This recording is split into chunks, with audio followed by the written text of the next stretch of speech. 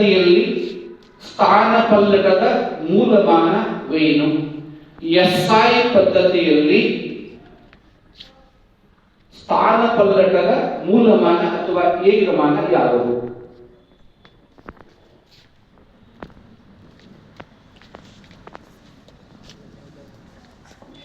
No.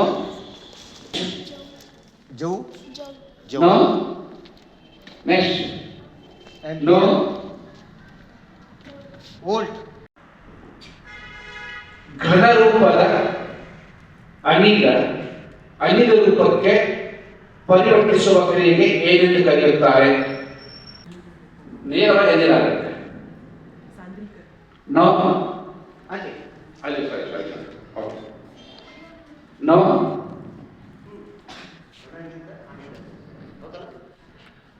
ಘನದಿಂದ ನೇರವಾಗಿ ಅನಿಲ ಆಗೋದು. ಇದು ಪ್ರೊಸೆಸ್ ಏನ್ ಕರೀತಾರೆ ಅಂತ ಸ್ವಲ್ಪ ಪಾಠ ಮಾಡಿ. ನೋ ನೋ ಇಲ್ಲ. ಸರಿ ಉತ್ತರ. ತಂಡ 17ಕ್ಕೆ 5 ಅಂಕಗಳು.